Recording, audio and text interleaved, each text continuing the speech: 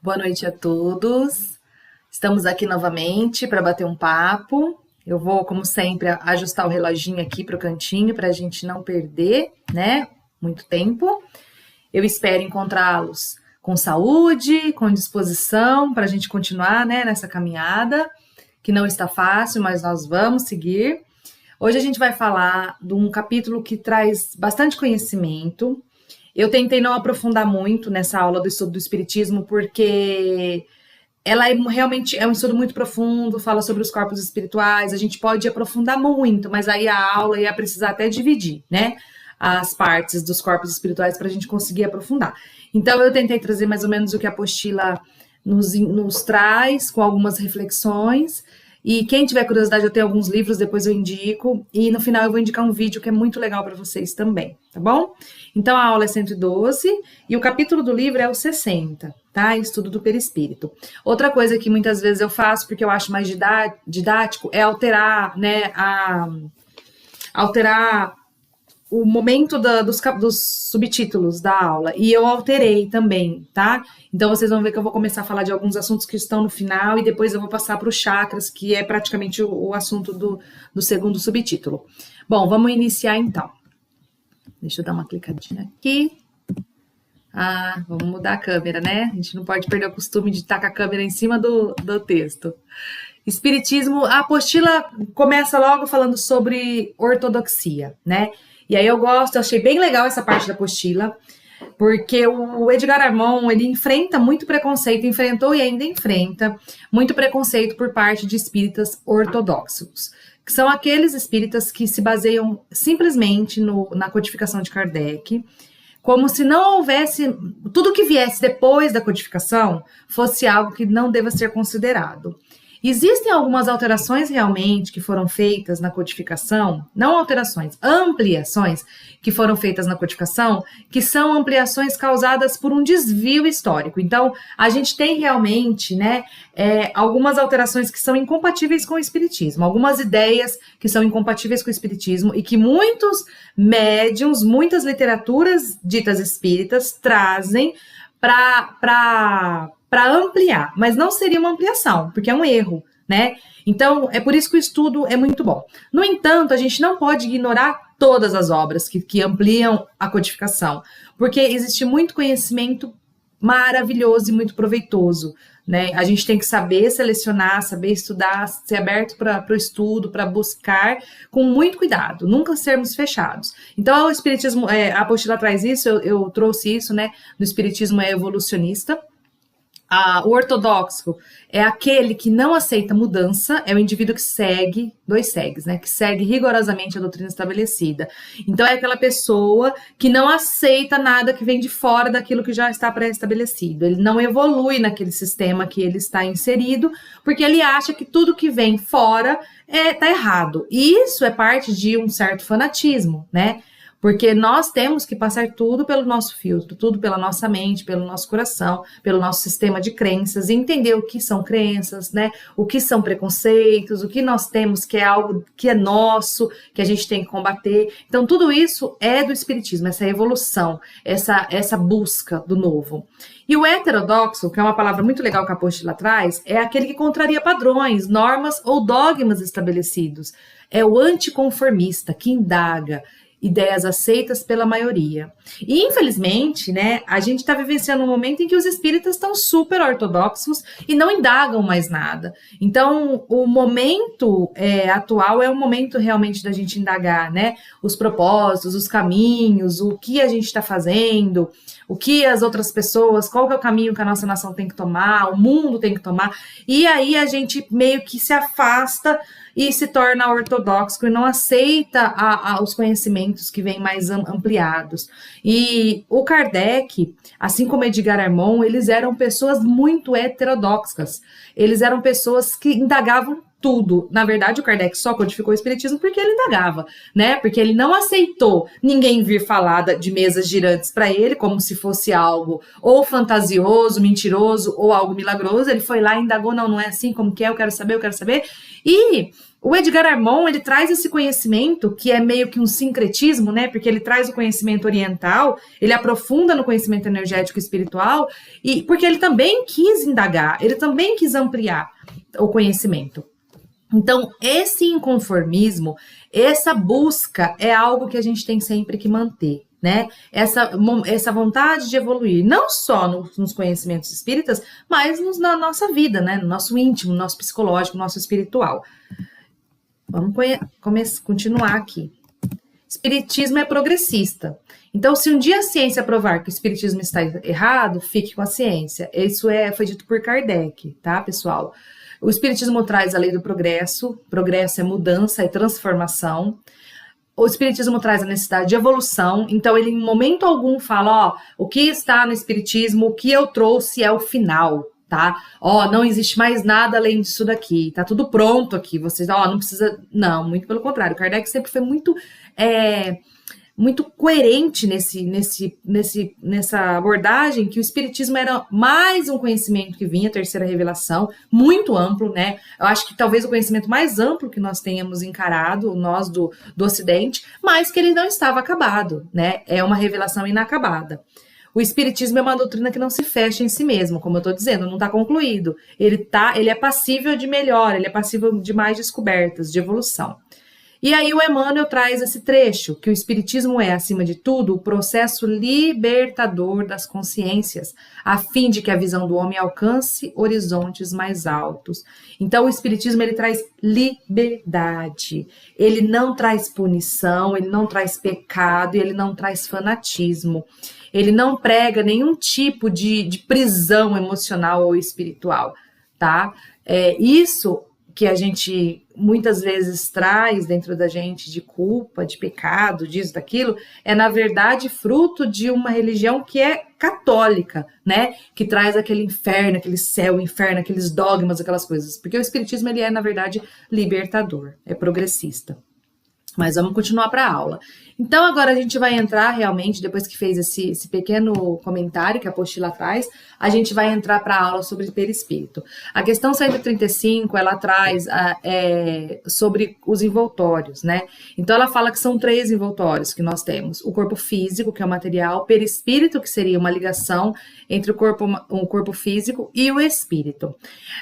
O livro dos espíritos, a gente tem que entender que os conhecimentos, eles vão sendo dados conforme a maturidade espiritual daquele pessoal. Então, o livro dos espíritos Kardec, assim, quem procurar conhecer as obras de Kardec, pegar a Gênese, pegar o livro dos médios, que são livros bem científicos, bem detalhados, a gente vai ver que Kardec, assim, abordou muita coisa.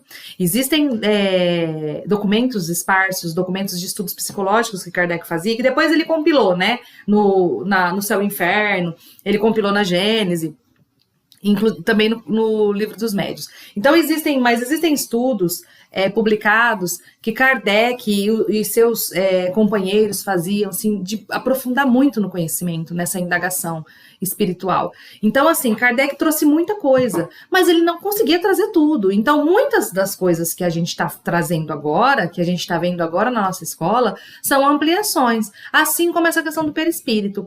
Quando veio o livro dos espíritos, a espiritualidade entendeu que o conhecimento, para quem não acreditava em encarnação, não acreditava em nada, bastava saber que existe corpo físico, perispírito e espírito, e que o perispírito era a ligação. Era o elo de ligação entre o corpo físico e o espírito, desculpa. Mas hoje nós já estamos aprofundando mais, né? Mas o perispírito já é trazido nessa literatura de Kardec, na codificação. Vamos lá.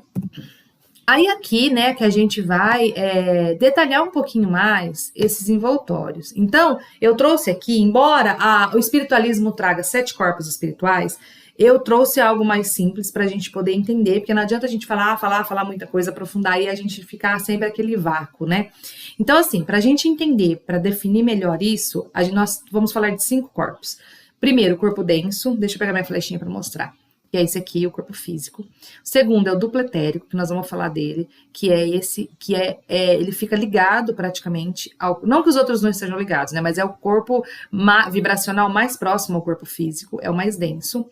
Depois a gente teria o corpo astral emocional, que seria o corpo mais maleável que a gente traz, tá? E que seria logo depois do duplo etérico.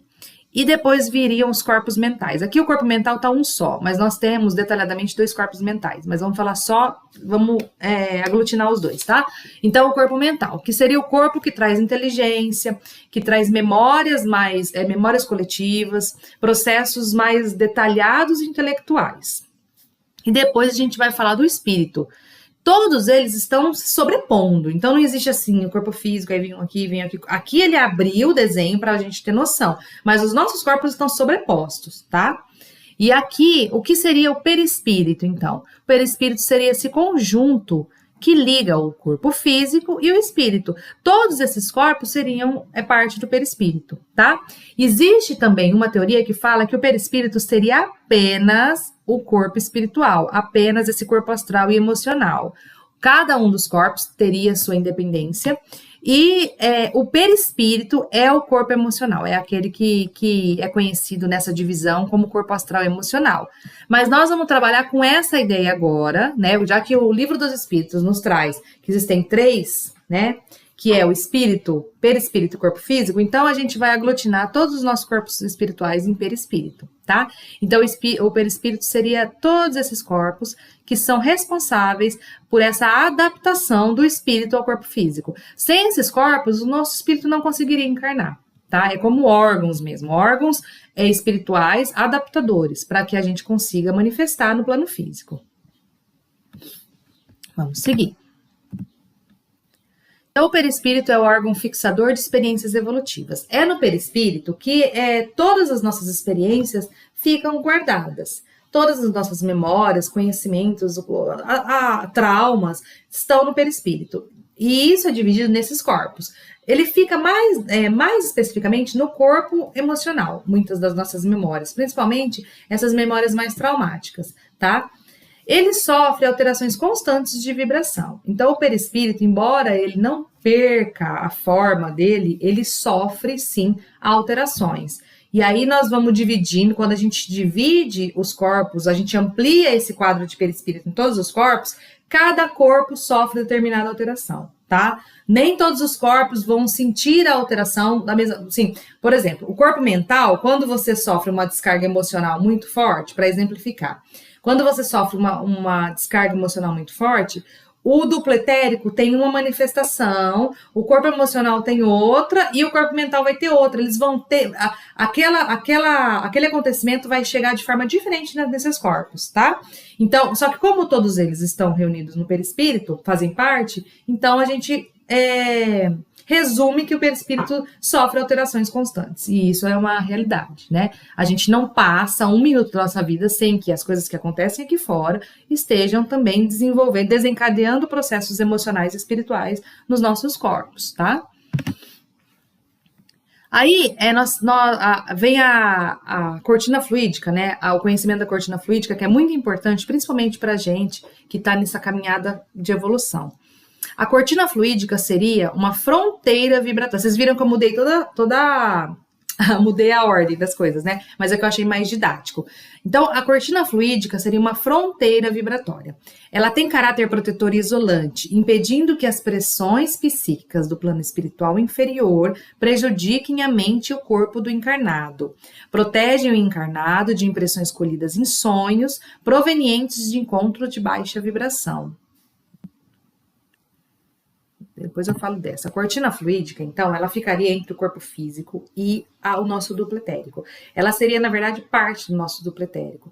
É uma proteção que nós temos para que o nosso campo energético, o nosso campo espiritual mais sutil, não sofra tanto as influências físicas e também as influências de baixa vibração espiritual. Então, até em determinados sonhos, a cortina fluídica, quando o sonho é muito impactante, quando o encontro é muito inferior e muito impactante, a cortina fluídica meio que se desliga ou se desprende, e isso causa esquecimento para que a nossa memória não sofra uma intervenção tão tão pesado, o nosso emocional, não sofre uma intervenção tão pesada. Isso acontece também nos casos de vícios, de remédios controlados, tudo isso influencia drasticamente na nossa cortina fluídica, inclusive às vezes até modificando e rasgando essa cortina. Então aí, ó, é uma fronteira vibratória. Álcool, fumo, drogas lícitas e ilícitas. Drogas lícitas e ilícitas, o que são drogas lícitas? Remédio, gente. Tem remédio aí que é liberado de torto a direito, né? Uma coisa muito importante, agrotóxicos. Então a gente não consegue, às vezes, visualizar quanto do nosso dia a dia a gente ingere, a gente utiliza de produtos, substâncias que interferem na nossa parte espiritual. Os remédios utilizados de forma desregrada, mesmo que não sejam de tarja preta, eles vão influenciar na sua cortina fluídica, porque a sua cortina fluídica, ela é formada com o material do duplo etérico, que é recolhido através dos chakras. Quando você toma um remédio, qualquer remédio que seja, ele vai influenciar energeticamente. Não adianta falar, não, mas é só um remédio de dor de cabeça. Tudo aquilo que a gente ingere traz um impacto energético. Então a gente não pode só ficar fechado, né? Ai, álcool, é cigarro, é fumo, e vai lá e toma uma pancada de remédio, né? E não presta atenção no que a gente está comendo. Então tudo interfere na nossa proteção fluídica. Então o álcool, fumo, drogas lícitas e ilícitas, alimentação desregrada aderem à cortina e perturbam o seu funcionamento, enrijecendo ou até rasgando-a, causando sérios prejuízos mentais, emocionais e físicos, inclusive até loucura. A apostila cita aqui. Nós temos situações de doenças, assim, prejuízos sérios e até irreversíveis numa encarnação causados por conta de abusos, né? Que causam no nosso sistema nervoso, que causam na nossa mente, por conta de abusos em determinadas substâncias, e que aí a gente não consegue mais voltar, não consegue mais reverter nessa encarnação. A gente tem que levar para a próxima para conseguir purgar isso com o nascimento. Deixa eu só fazer um adendo, que muitas vezes a gente ouve falar dos abortos, né? Aborto que é natural, que às vezes a mulher engravida, isso acontece muito, e de repente perde o bebê com 5 dias, 6 dias, 2 meses, 3 meses, e em alguns desses casos, não estou falando que são todos, mas em determinados casos, isso pode ser uma adaptação, uma purgação do perispírito, que na vida anterior sofreu um impacto muito forte, violento, que gravou o perispírito de tal maneira, e quando eu falo violento, não é só violento de morte violenta, é violento de abusos, né, de desequilíbrios, e aquilo grava de uma tal maneira o perispírito daquele ser, que ele precisa ter uma encarnação, ele precisa encarnar aquele espírito no corpo, mesmo que sejam por pouco tempo, e desencarnar, para que aquele processo de encarnar e desencarnar consiga renovar o perispírito dele, renovar toda aquela série de problemas, né, de alterações do perispírito. Então, por isso que muitas vezes acontecem essas mortes, né, tão prematuras. Não estou falando que são todas, tá, pessoal? Mas a gente tem que falar alguns pontos. Bom, a mediunidade forçada ou exercida de forma desequilibrada causa danos à cortina fluídica. E aí é onde vem aquela crítica, né, que a gente lê muito em Harmon, que daquela mediunidade desenvolvida em terreiro, que é a mediunidade sem estudo, sem preparo, em alguns terreiros. A mediunidade que a pessoa chega no centro, você é médium, e isso acontece em centro espírita também, tá? Não é só em terreiro, vamos, né? É que o espiritismo não traz essa forma, mas o dirigente da casa espírita decide que é assim que ele quer agir. Então, assim, é a mediunidade que não tem estudo e preparo, não tem preparo psíquico daquele ser, não tem adaptação psíquica para ser desenvolvida, e aí aquilo causa prejuízos, às vezes também irreversíveis na cortina fluídica, um desequilíbrio espiritual, uma obsessão que às vezes acompanha a pessoa o resto da vida, tá? E às vezes a espiritualidade tem até que bloquear aquela mediunidade para aquele ser não sofrer mais impacto, mais desequilíbrio. A espiritualidade vai lá e fecha e a pessoa simplesmente não vai ter mais, não vai desenvolver mais nada, ela vai ficar daquela forma. Por quê? Porque o impacto foi muito forte, tá? Vamos continuar. Corpo etéreo ou duplo etérico. Esse é o corpo onde estão as energias que são distribuídas do espiritual para o físico e vice-versa. É considerado mantenedor energético, uma verdadeira usina de energia. É nesse corpo, pessoal, que está a nossa energia de vida. Então, quando a gente encarna, é o duplo etérico que carrega aquele quantum energético para a gente vivenciar essa vida material. Entidades inferiorizadas utilizam a da energia do duplo etérico de encarnados e desencarnados que o permitem através de simpatia de pensamentos, vícios e atitudes, para satisfazer suas necessidades inferiores. Então, é no duplo etérico, quando você, por exemplo, ingere, né, bebida alcoólica, entorpecente, tal, ou até alimentação, excesso de alimentação, ou pensamentos desequilibrados ligados a sexo, e assim, uma série de desequilíbrios que a gente tem. É através desse corpo que os desencarnados praticam o vampirismo, que é sugar aquelas energias, obtendo aquele prazer, obtendo aquela satisfação através da gente, tá? A desintegração total do duplo etérico se completa em mais ou menos 30, 40 dias após a morte, tá? E aí também depende as impressões, a desintegração ocorre, mas as impressões que aquele espírito carrega pode perdurar até anos, dependendo da forma que ele morreu e dependendo do nível de consciência que ele alcançou naquela encarnação, tá? Por isso que a gente vê em literaturas que existem espíritos que ficam aí anos sofrendo no umbral, sentindo dor, sentindo fome, principalmente no caso de suicidas, a gente vê muita situação muito triste, né? Então, existem vários fatores que influenciam nessa situação, que é a impressão, é a culpa, são as crenças e também as leis, né? As leis que a gente sabe que existem no nosso universo. Então, ele é feito de ectoplasma, que é a substância que permite a ideoplastia. Isso é muito importante. A apostila traz isso, gente, e eu confesso que quando eu li, é no finalzinho dela, né? Eu grifei quando eu fiz escola, e quando eu li, eu não lembrava que eu tinha lido isso. Olha que coisa, né? Olha aqui os meus grifos da escola. Olha lá, tudo grifado, minha apostila, que eu adorava. Nossa, como eu amava essa escola. Amo, né? Mas quando eu era aluna, eu era alucinada por causa da escola.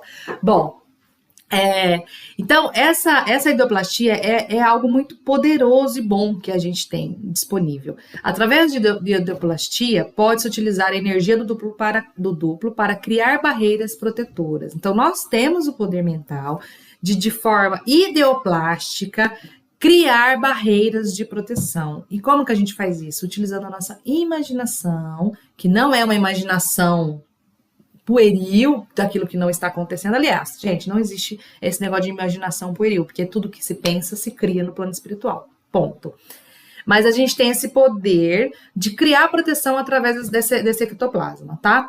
A meditação fortalece o poder mental para a criação perfeita dessas formas de proteção. E é importante falar que, dependendo do nosso estado evolutivo e das nossas fugas, né, em vícios, da nossa falta do vigiai, as entidades inferiores utilizam o nosso ectoplasma para criar também ideoplastia.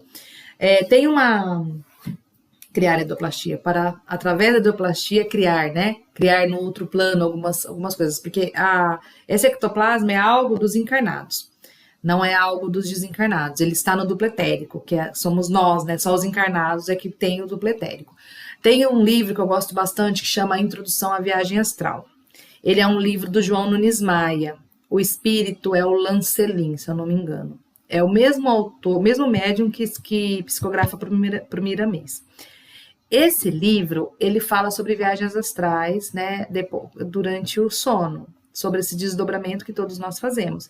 E ele conta da dificuldade da espiritualidade em levar os encarnados às viagens astrais evoluídas, né, as viagens astrais que têm alguma função produtivas, por conta desses desregramentos em pensamentos, esse despreparo. E em um determinado momento, ele conta uma história de um pastor e a sua mulher, sua esposa, e esse pastor, embora não sendo espírita, ele era um homem, como muitos, né, que a gente vê de todas as religiões, um homem religioso, e um homem disciplinado nos seus pensamentos. Então, ele, antes de dormir, ele vai lá e faz suas preces, tal, ele procura pedir que ele possa ser útil, e a mulher dele, não, ela não se importa, ela quer assistir novela.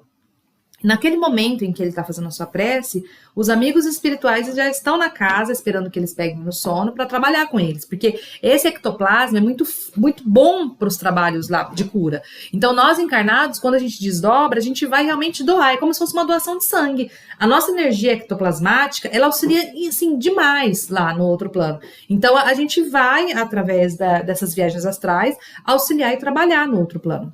E aí, eles estão lá, aquela equipe está lá, esperando, a equipe do Miramês está esperando para levar o pastor, e aí eles observam que no momento em que a mulher está assistindo a novela, e das novelas pouco se aproveita, a gente sabe disso, existe lá uma cena sensual, uma cena determinada, e quando ela assiste aquilo, movimenta o corpo emocional dela, movimenta a criatividade e tal, a gente já sabe como acontece, e ela começa a criar. Através do quê? Da ideoplastia. Então, ela cria do lado dela, ela não vê, óbvio, a forma do ator, daquele ator que ela estava vendo na novela e que ela criou um desejo. Quando ela deita e dorme, aquela ideoplastia, que é como se fosse uma forma, pensamento, dá as mãos para ela e a leva para as zonas mais espessas, zonas umbralinas, zonas ligadas a sexo, né, a desejo, para que lá ela passe a noite dela. Então, a viagem astral que ela vai fazer será uma viagem astral onde ela possivelmente vai ter até relação sexual, que existe no mundo espiritual, que ela vai ter, né, encontros de baixa vibração, e depois ela vai acordar, talvez não se lembre, talvez lembre, mas, enfim, ela não aproveitou aquele momento em que uma equipe estava esperando para que ela pudesse trabalhar junto com o marido dela também.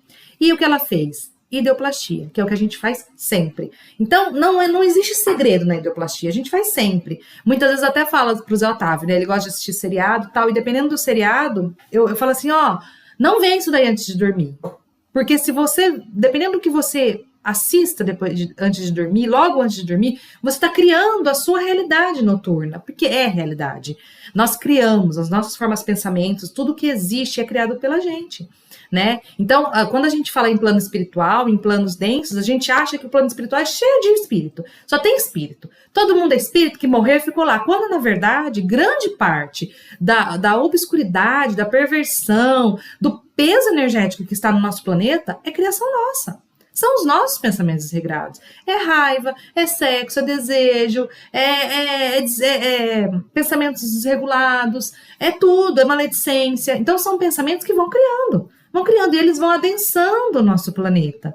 É muito importante a gente ter consciência disso, né? Não sei se vocês percebem, mas eu percebo nitidamente, quando o planeta está vibrando muito ódio, a gente passa assim, aqui no Brasil, teve um momento que a gente passou por muito ódio, de repente passou um tempo, estourou uma guerra em outro lugar, e as pessoas sofrendo aquela coisa, e a gente não consegue entender que o nosso ódio do dia a dia, aquele ódio que a gente sente quando a gente não tá no centro, ele reverbera no universo. Então é a mesma coisa que jogar uma pedra no rio. A pedra caiu num tal ponto, mas as ondas da água, elas vão reverberando. Tanto que a gente sabe que os tsunamis se formam assim, né? Algo que acontece lá, uma rocha lá dá um terremoto lá no meio do oceano, a quilômetros, milhares de quilômetros da costa, mas aquela vibração, ela reverbera de tal modo que ela gera um tsunami. E é isso que acontece com os nossos pensamentos, é isso que acontece com tudo que nós estamos vivenciando. Quando uma pandemia estoura, ela não estourou só porque o homem foi lá e destruiu a natureza. Não, também existem os motivos materiais. Nosso mundo é material, né? A parte que nós vivemos é material. Mas existe um processo muito mais pesado e intenso, que é o processo mental. Que é o processo que a humanidade inteira passa no materialismo, no ódio, na crítica, né, naquela coisa, naquele egoísmo, né, não é do meu país, não vale nada, nós somos cristãos quando é para acolher aquele de rua, mas se for para ajudar um refugiado, não, sai de mim, porque não tem comida nem para mim, vai ter para você. Então, assim, a nossa caridade, nossa bondade, ela é sempre limitada a momentos, limitada a pessoas, porque no geral a gente quer ser egoísta, no geral a gente acha que justifica. Isso aqui justifica, tem que ser assim, porque se não for assim, se a gente não botar muro, como que vai ser? Vai chegar a gente aqui, vai fazer o que quer? Então, vocês percebem, né, como tudo é limitado? Só que no mundo, no plano mental, não existe limites. A gente não consegue, né, fingir que a gente é amor, fingir que a gente é paz. no plano mental, tudo que a gente pensa, tudo que a gente cria, tá lá. E é por isso que a gente tem essa grande dificuldade do mundo, de mudar o mundo. Porque muito embora nossas palavras, nossos estudos, nossas leituras, isso são momentos limitados. No restante do tempo, como que a gente está? Como que o restante da humanidade está? É muito importante a gente entender essa parte de bioplastia. Não só na nossa proteção. Porque não adianta você, né, ou eu, né? Não adianta eu ir lá criar uma proteção, faço uma hidroplastia e tal, e aí eu saio, já olho pra minha vizinha e já penso besteira. Eu saio, já tô no trânsito, já xingo um. Eu escuto uma notícia e já falo, meu Deus do céu. Entendeu? Não adianta. Simplesmente é um padrão mesmo que a gente tem que transformar através de reforma íntima, de conscientização. Vamos lá. Vamos falar um rapidinho sobre as auras. Ah, esse desenho é lindo, né? Aura é uma emanação fluídica dos seres. Eu tenho um livro, que ele está embaixo do meu computador, mas chama Mãos de Luz. É um livro maravilhoso. Ela aborda muito essa questão de auras e não é espírita, tá, gente? É espiritualista, mas é um livro maravilhoso, maravilhoso. Ela aborda muito essa questão de auras, de chakras, de corpos espirituais. Ela é muito boa. A aura é uma emanação fluídica dos seres, animados e inanimados. É substância do corpo etéreo vista em torno do corpo físico. Apresenta cores e formas variadas, conforme o humor, estado emocional, saúde e padrões. A aura é como se ela fosse a nossa identidade, né? Lá no plano espiritual, os espíritos, eles já conseguem saber qual que é a nossa, como estamos, só de olhar. Porque lá a gente manifesta a nossa aura, lá é outra dimensão, então tudo é muito visível, então eles já sabem. E é através disso também que nós atraímos aqueles seres, né? Simpáticos. Vamos lá. Apresentam um fundo permanente, indicando o estado evolutivo do ser, e outros aspectos bastante variáveis, indicando emoções e inquietações. Então, a aura também é um corpo bem complexo, que ela tem sempre um fundo que indica a sua evolução. Então, você galga, né, um nível áurico através da sua evolução, de estudos, porque a gente, no fundo, a gente tem um nível, um patamar evolutivo, mas nós oscilamos muito emocionalmente, né? Ainda mais nesses tempos agora, a oscilação emocional é muito forte, muito grande. Então a aura, ela vai, tipo, quando a gente tá com raiva, ela fica com raios, ela fica com formas vermelhas, umas cores mais quentes, e quando a gente tá mais calma, ela vai para o azulado, quando a gente tá doente, ela vai acinzentando, então ela tem essa alteração por conta dos estados que são estados mutáveis, né? Então, aqui, um exemplo que até a apostila traz. A contração da aura indica moléstia grave ou depressão psíquica. Ele traz também uma coisa maravilhosa, linda, né? Que a aura do Cristo é tão grande que ela cobre o planeta Terra, enquanto a nossa fica quase grudadinha no nosso corpo. A do Cristo é enorme, envolve o planeta. E os videntes, eles têm essa condição de observar as auras, né? Essa moça que escreve, gente, eu esqueci o nome dela, eu quero pegar, mas depois eu pego aqui embaixo e mostro para vocês. Ela tem essa evidência, ela consegue ver as cores. Vamos entrar agora para chakras, né? Que eu coloquei por último, porque eu acho que chakras é um assunto bem interessante.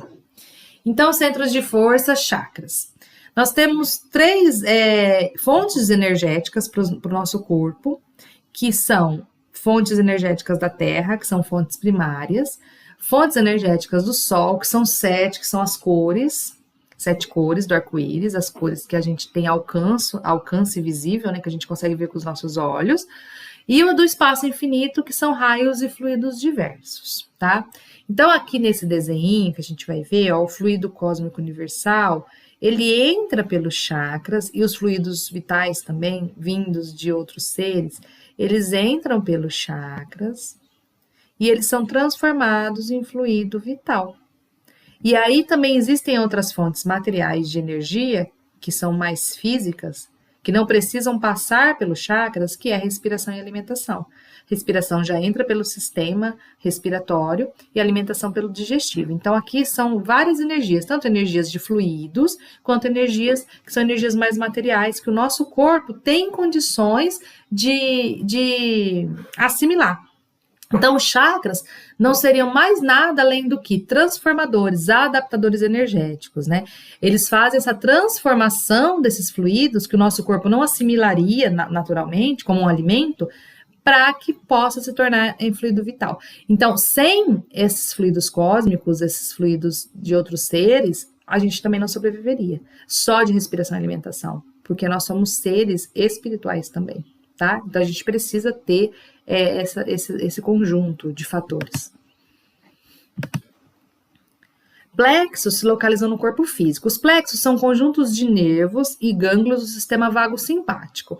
E os centros de força, chakras, estão no perispírito e no corpo etéreo. Funcionam em plena ligação entre o material espiritual, tá? Deixa eu trazer aqui embaixo, ó. Então, o chakra tem um formato de um disco, com um diâmetro de mais ou menos 5 centímetros, mas ele pode variar para 10 até 15, dependendo do desenvolvimento. Quanto mais ativo ou desenvolvido, maior será a capacidade de energia que ele comporta e maiores as possibilidades em empregá-las, acarretando também o desenvolvimento da faculdade psíquica correspondente e vice-versa. Então, é uma troca. Quanto mais você desenvolve aquela emoção que está ligada àquele chakra, mais o chakra é desenvolvido. E quanto mais o chakra é desenvolvido, mais você tem facilidade de desenvolver aquela emoção, aquela situação que é ligada àquele chakra. E também aquele poder psíquico, né? Aquela mediunidade. Se situam par a par. Uma parte está no corpo astral e a outra parte está no corpo etérico, tá? Corpo astral seria o corpo emocional que vem logo depois do corpo etérico. E aí vocês veem que lá no slide anterior ele fala que se localiza no perispírito e no corpo etérico, no duplo.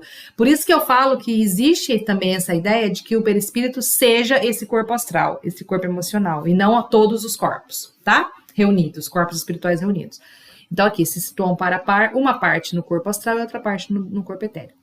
Controlam a passagem de energia do plano cósmico para o plano físico. Então, como eu disse, são adaptadores de energia, tá? Aqui, ó, aqui são as energias que entram pelos centros de força, que são todos os chakras. E aqui são as energias, são as substâncias que o corpo consegue assimilar através dos seus sistemas materiais. Sistema respiração e pele, sistema respiratório e sistema digestivo, tá? Aí aqui, só para a gente ter, né, título de curiosidade, conhecimento, claro, é onde estão os plexos, ó que legal esse desenho. Fala de todos os plexos, ó, que são os conjuntos de gânglios e nervos que desembocam nos chakras. Então aqui tem o genésico. O genésico, gente, ele é, depois eu vou falar um pouquinho dele, porque ele é uma ligação entre o básico e genésico, é o nosso sacro, né? Todo mundo divide, tipo, tem o genésico, a gente não fala, na apostila também tem isso aí. Nós não estamos falando do genésico, nós vamos falar do básico, mas eles são meio que um conjunto, o genésico e o básico, tá? É que o genésico seria na frente, bem na pubis, vamos dizer assim, e o básico seria atrás, nessa parte aqui, ó, tá vendo, ó? Aqui, ó, aqui seria o básico, e o genésico seria na frente, tá? Então, existe essa confusão, que não é o caso, não agrega em nada, tá? Então, vamos ver aqui, ó, frontal, laríngeo na garganta, cardíaco aqui no coração, glândula timo, esplênico, gástrico e genésico, que seria também o básico. E aqui os chakras, coronário, frontal, laríngeo, a glândula pineal aqui é do coronário. Frontal, laríngeo, cardíaco, esplênico, gástrico e genésico. Aí aqui, falando um pouquinho de cada chakra, o coronário influi sobre o desenvolvimento mediúnico, epífise. Reativação traz consciência no sono e desdobramentos. O frontal, inteligência, evidência, glândula hipófise. O laríngeo trabalha o uso da palavra, a audição mediúnica, é a tireoide. O cardíaco, emoções e sentimentos, é a glândula timo. O gástrico é assimilação alimentar, emoções e sensibilidade. A apatia traz disfunção vegetativa e é o pâncreas, a glândula. O esplênico, circulação dos elementos vitais cósmicos. O genésico, atividade ligada ao sexo, recebe influência direta do básico, tá vendo que eu falei? E o básico é contenção deliberada, age sobre o sexo e capta a energia primária Kundalini, que é importantíssima, tá? Então, existem energias, nós temos na nossa coluna vertebral, 2 tubinhos que chama pingala, eu Otávio sabe o nome direitinho, acho que é pingala. Se eu errei, eu vou colocar no grupo depois. Mas nesses 2 tubinhos, tubinhos energéticos. Um sobe o Kundalini e outro desce a energia cósmica, a energia de cima, né? Que é a energia mais espiritual. E elas vão percorrendo toda a nossa espinha, cruzando uma na outra e ativando os chakras.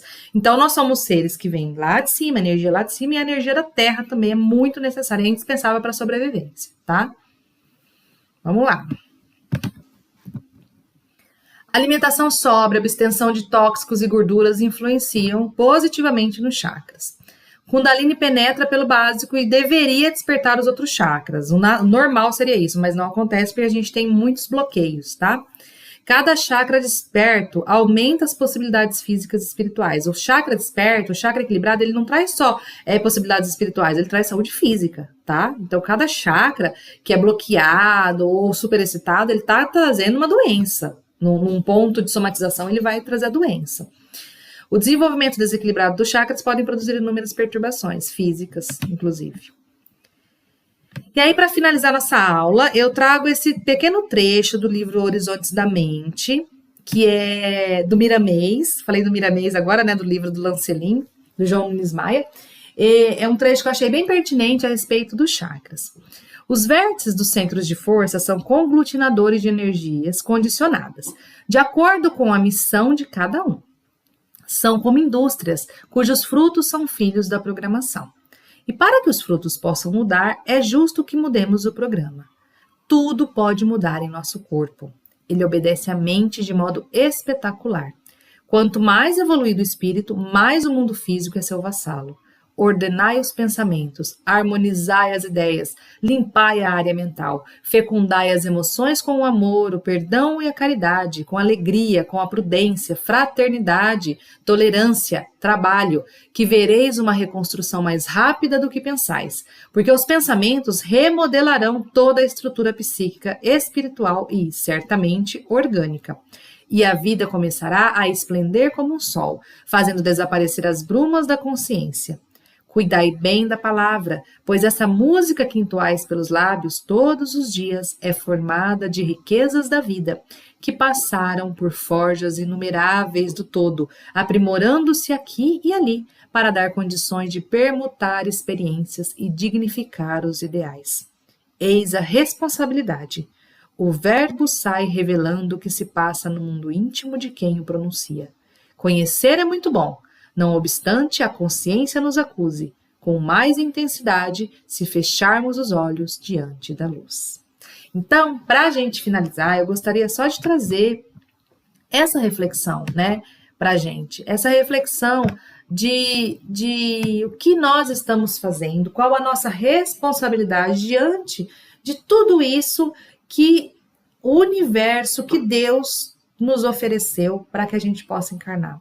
Toda essa estrutura espiritual, tudo isso que a gente está aprofundando e conhecendo cada vez mais, é algo que está entregue, né, para a gente, para que nós tomemos conta e também que a gente consiga produzir frutos viáveis.